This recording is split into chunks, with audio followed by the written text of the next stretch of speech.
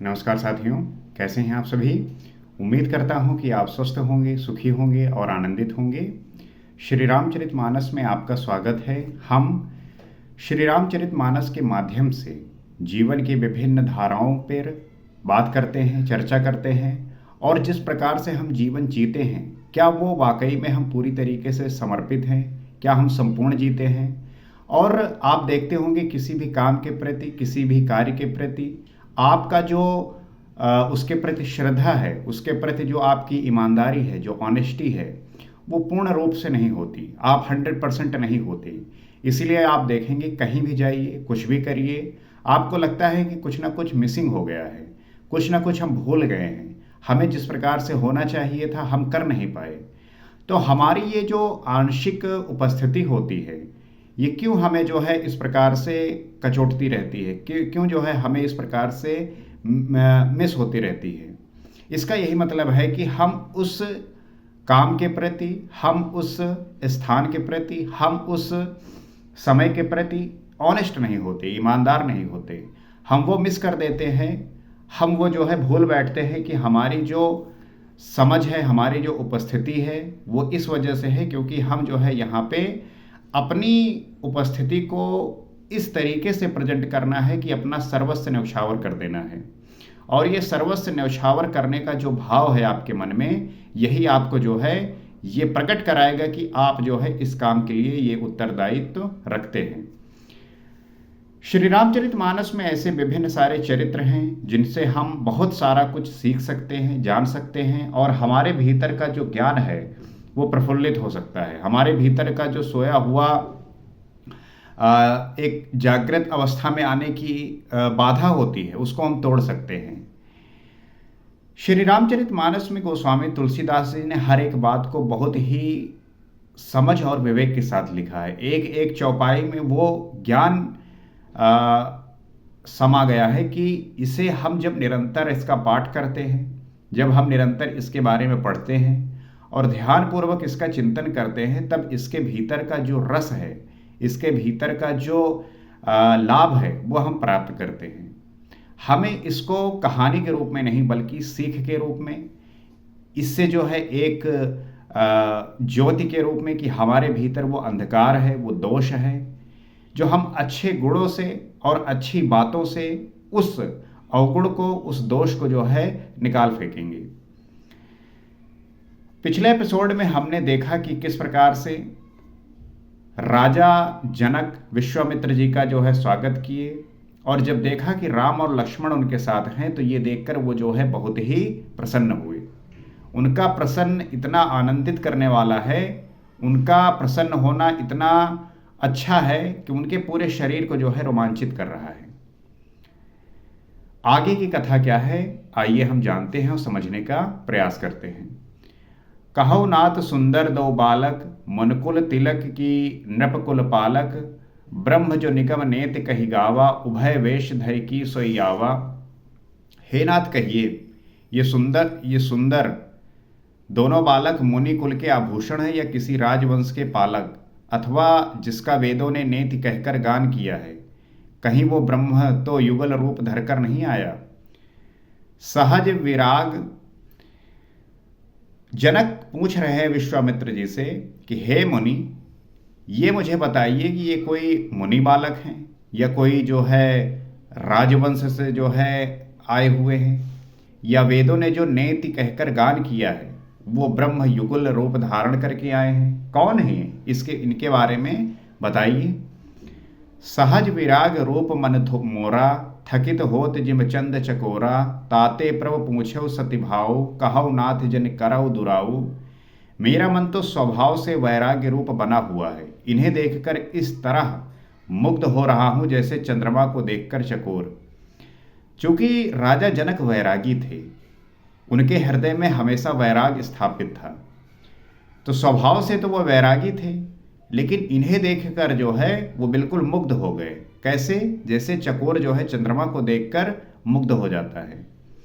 इसलिए हे प्रभु, मैं आपसे सत्य निश्चल भाव से पूछता हूँ, हे नाथ बताइए, छिपाव ना कीजिए। ताते प्रभु पूछे सत्य भाव, कहो नाथ जन करहु दुराऊ। आप इनके बारे में जो है पूरी सच्चाई से बताइए ये कौन है। इन्हि विलोकत अति अनुरागा, बरबस ब्रह्म सुखई मन त्यागा, कह मुनि बिहस कहो नृपनीका, वचन तुम्हार न होई अलीका। इनको देखते ही अत्यंत प्रेम के वश होकर मेरे मन ने जबरदस्ती ब्रह्म सुख को त्याग दिया है।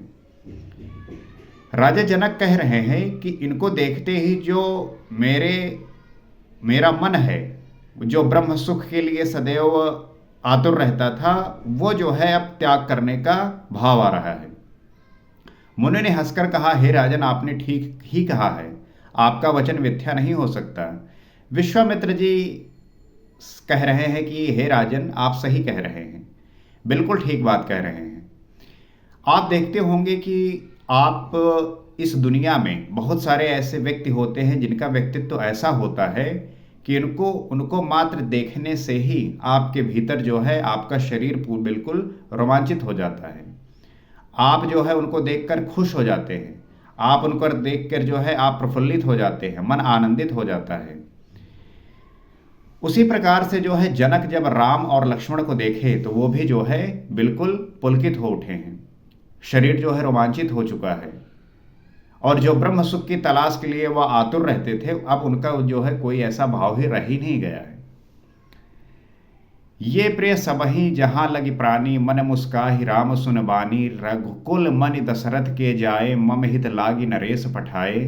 जगत में जहां तक जितने भी प्राणी हैं ये सभी को प्रिय हैं। रामचंद्र जी का जो प्रभुत्व है, रामचंद्र जी की जो छवि है, रामचंद्र जी का जो प्रभाव है, वो ऐसा है कि वो कहाँ भी इस जगत में कहीं पे भी चले जाएं, उनका जो है सदैव सभी के लिए वो प्रिय है। हमें भी अपना जो है चरित्र इसी प्रकार से बनाना चाहिए कि आपकी उपस्थिति से लोग आपको जो है आदर करें, आप प्रिय लगे, आपसे बात करें, आपसे जो है किसी भी प्रकार का ऐसा भाव न प्रकट करें कि आपको दूर करने की कोशिश करें। तो अपने व्यक्तित्व को इतना सरल और सहज बनाना है कि लोग आपसे जो है मित्रता करने के लिए आतुर हों। मुनि की रहस्य भरी वाणी सुनकर श्री राम जी मन ही मन मुस्कुराते हैं, हंसकर मानो संकेत करते हैं कि रहस्य खोलिए नहीं। तब मुनि ने कहा, ये रघुकुल मणि महाराज दशरथ के पुत्र हैं, मेरे हित के लिए राजा ने इन्हें मेरे साथ भेजा है। श्री रामचंद्र जी मन ही मन मुस्कुरा रहे हैं और ये कह रहे हैं कि मुनि जो है इस बात को जागृत ना करें, ना बताएं। लेकिन विश्वामित्र जी राजा जनक को कहते हैं कि ये रघुकुल मणि महाराज दशरथ के पुत्र हैं और मेरे हित के लिए जो है राजा ने मेरे साथ इन्हें भेजा है। राम लखन दो बंधुबर, रूप शील बल धाम, मख राख्यो सब साख जगु, जिते असुर संग्राम। ये राम और लक्ष्मण दोनों श्रेष्ठ भाई, रूप शील और बल के धाम हैं। इनका नाम जो है राम और लक्ष्मण है। ये रूप शील और गुणों के धाम हैं, बल के धाम हैं। तो राम और लक्ष्मण से आप क्या सीख सकते हैं? यही कि आपको अपने व्यवहार में शील लाना है, विनम्र होना है। लेकिन आप देखते होंगे यहाँ पे हर एक व्यक्ति जो है ऐंठा घूम रहा है, पता नहीं किस अहंकार में घूम रहा है। आपके भीतर का जो अहंकार है, आपके भीतर का जो अभिमान है, यही जो है आपको बहुत छोटा बनाता है। जितना आप विनम्र होंगे, जितना आपके अंदर नम्रता आएगी, और विनम्रता तभी आती है जब आप ज्ञानी होते हैं। व्यक्ति अहंकारित तभी होता है जब उसके भीतर अज्ञान होता है। जिस दिन अज्ञान मिटता है उसी दिन जो है व्यक्ति विनम्र हो जाता है। यह है विनम्रता की परिभाषा। लेकिन इस संसार में किसी को कोई कुछ जानना नहीं है। व्यक्ति जो है अपनी एक धारणा को लेके चल रहा है और उसे लगता है कि इस दुनिया पे मेरा ही पूरा अधिकार है और मैं ही जो है इसको अपने कब्जे में कर लूंगा। ऐसे होता नहीं है। आपको जिस दिन ज्ञान होगा आप इस बात को समझ पाएंगे कि आपका जो है वजूद क्या है, आप हैं क्या, आप क्या कर सकते हैं। बल के धाम हैं। आपको सदैव ये प्रयास करना है कि आप जो है बल के धाम हो, कभी भी किसी भी आवश्यकता पड़ने पर उसका जो है उपयोग कर पाएं। ये नहीं कि आपके अंदर बल आ गया तो आप गरीबों को सताने लगें, कमजोर को जो है मारने लगे। नहीं, जरूरत पड़ने पर किसी की मदद करें आप।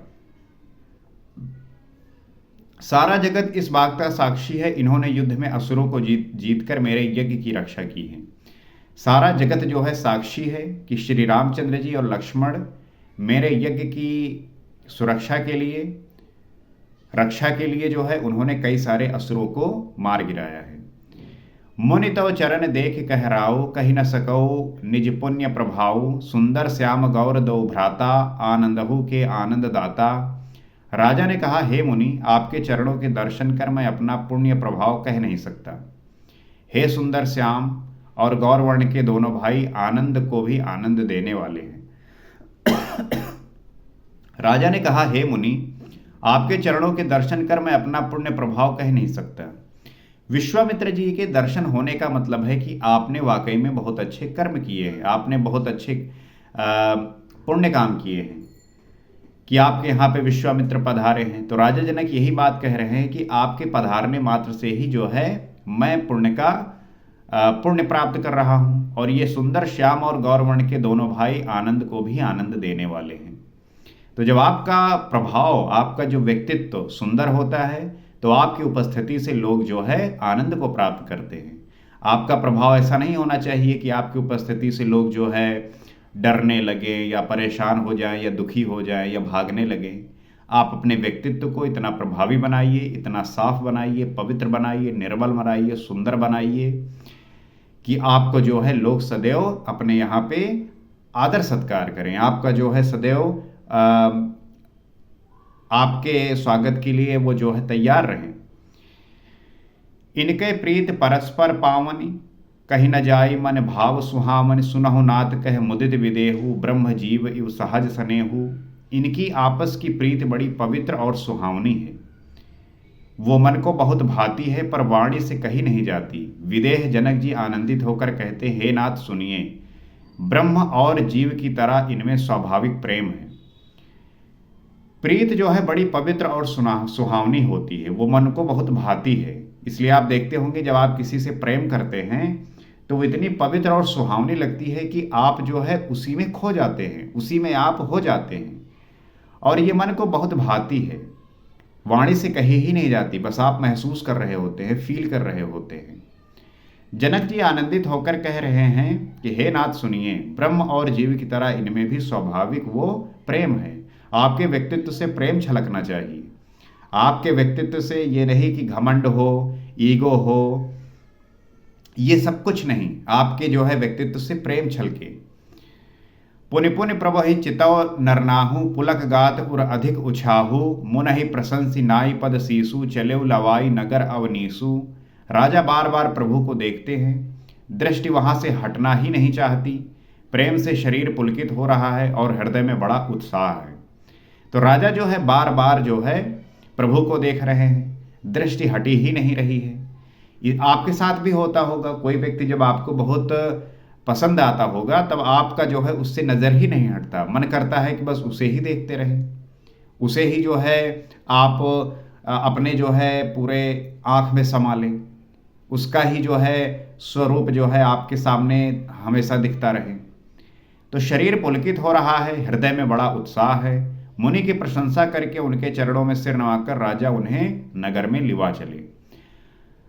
मुनि की जो है प्रशंसा की, चरणों में सिर नवाया और उन्हें जो है नगर में लिवा लिए चले। सुंदर सदन सुखद सब काला, तहाँ बासुले दीन भुआला। कर पूजा सब विधि सेवकाई, गयो राव ग्रह विदा कराई। एक सुंदर महल जो सब समय सभी ऋतुओं में सुखदायक था, वहां राजा उन्हें ले जाकर ठहराया। तदंतर सब प्रकार से पूजा और सेवा करके राजा विदा मांगकर अपने घर गए। पूरा जो नगर था उसमें से एक महल ऐसा था जो सभी ऋतुओं में जो है सुखदायक था। वहां पे जो है मुनि को ठहराया और वहीं पे जो है श्री रामचंद्र जी और लक्ष्मण जी भी ठहरे। उसके बाद सारी प्रकार से पूजा सेवा करके राजा से विदा मांगकर अपने घर को वो चले गए। ऋषय संग रघुवंश मनि कर भोजन विश्राम, बैठे प्रभु भ्राता सहित दिवस रहा भरि जाम। रघुकुल के शिरोमणि प्रभु श्री रामचंद्र जी ऋषियों के साथ भोजन और विश्राम करके भाई लक्ष्मण समेत बैठे। उस समय पहर भर दिन रह गया था। तो रघुकुल के शिरोमणि प्रभु श्री रामचंद्र जी ऋषियों के साथ जो है भोजन किया, विश्राम करके भाई लक्ष्मण समेत बैठे, और उस समय पहर भर दिन रह गया था।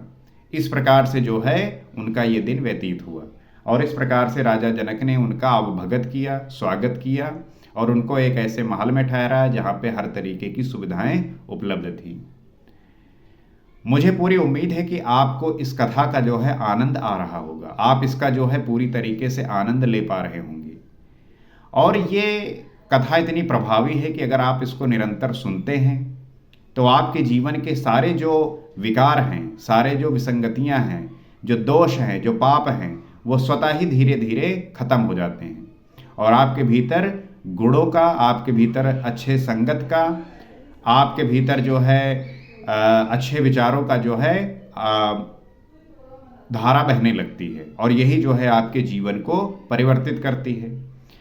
तो इस कथा को सुनने के लिए आप इस चैनल से जुड़ सकते हैं और इस कथा को उन व्यक्तियों तक भी पहुंचा सकते हैं जो इस कथा को सुनने के लिए ललायित हैं और किसी भी वजह से वो नहीं इस ग्रंथ को पढ़ पा रहे हैं। तो आज के समय में जिस प्रकार से YouTube है, आप चला के काम करते हुए भी इस कथा को सुन सकते हैं और इसका जो है आनंद ले सकते हैं। तो मुझे पूरी उम्मीद है कि आप जो है इस बात को समझेंगे, जानेंगे और आप क्या सोचते हैं वो भी जो है बताइए, कमेंट करके समझाइए ताकि साथ में मिलकर हम इस कथा को और ज़्यादा प्रभावी और उपयोगी बना सकें। आज इतना ही। सीताराम।